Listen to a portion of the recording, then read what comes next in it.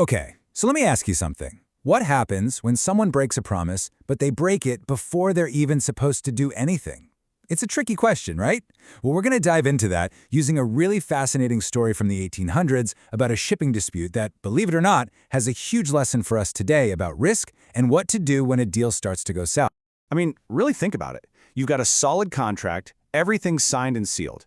But then, weeks before the deadline, the other person just calls you up and says, "Yeah, I'm backing out." What are your options? What do you do? That very question is the whole reason we're here. All right, so to get this, we need to go back in time. We're talking the mid-1800s, an era of tall ships, global trade, the whole shebang. And our story really just boils down to two people, Captain Avery, who's a shipmaster, and a merchant by the name of Bowden. Now, the deal itself was about as straightforward as it gets. Captain Avery was hired to sail his ship to the port of Odessa, that was part of the Russian Empire back then, and pick up a shipment of goods for Bowden. The contract said he had 45 days to get the cargo loaded. Sounds simple, right? Well, this is where things start to get interesting. So, Captain Avery gets to port, ready to do his job, and almost immediately, the whole thing just falls apart. He's not greeted with cargo. No, he's greeted with a huge problem that's going to force him to make a really high-stakes decision. A gamble, really. That's pretty much what Bowden's agent told him. "Sorry, I've got nothing for you." And keep in mind, there were still weeks left in that 45-day loading period. The agent just made it crystal clear. The cargo is not coming. Now, in the legal world, this has a name. It's called an anticipatory breach. It's a broken promise made before the work was even due.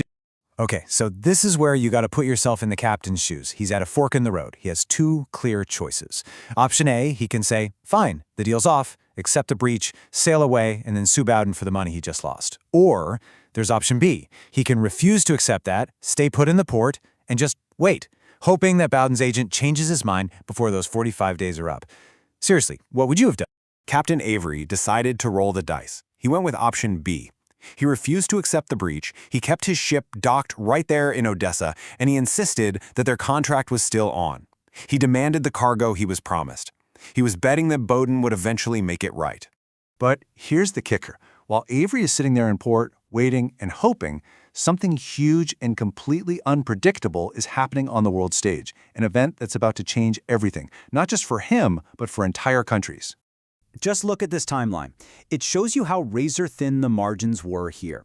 The contract is signed in February. In March, Bowden's agent backs out. Avery decides to wait it out through March and into April. But then, at the end of April, before his 45 days were even up, Great Britain declared war on Russia. The Crimean War had officially started. And just like that, the entire situation changed. This is a classic example of what lawyers call frustration of contract. You see, the war was this massive, unforeseen event that made their deal totally illegal to perform. Captain Avery was British. Odessa was now an enemy port. It was literally against the law for him to do business there. The contract wasn't just broken by Bowden anymore. It was completely vaporized by an act of war. So, of course, Captain Avery finally sails home with an empty ship, and he's furious. He sues Bowden for breaking their original agreement. The whole mess ends up in court, where the judges have to sort through this incredibly tangled web of events. And then came the twist. In a decision that probably shocked everyone, the court ruled in favor of Bowden. Captain Avery, the guy who was wronged in the first place, the one who tried to do the right thing, he lost. His gamble had completely and totally backfired. But why? And here is the absolutely crucial part. The court said that by choosing to wait, by refusing to accept the breach, Captain Avery kept the contract alive, not just for himself, but for both of them. That meant Bowden also got to benefit from anything new that happened. So, when the war broke out, it gave Bowden a perfectly legal escape hatch. The war frustrated the contract, which basically wiped the slate clean for everyone. Avery couldn't sue Bowden for breaking a contract that a war had just made illegal. So this one case ended up teaching us a really important legal lesson. It highlights the massive hidden danger of taking that wait-and-see approach when a deal goes wrong. It's known as the principle of affirmation. You see, when Captain Avery chose to affirm the contract, to keep it going, he also unknowingly accepted all the new risks that might pop up in the future. In his case, it was a war. It's like he decided to keep his boat in the water, hoping for better weather, only to have it sunk by a sudden tsunami he never saw coming. This is how it plays out, and it's a real trap. You keep the deal alive thinking you're doing the right thing.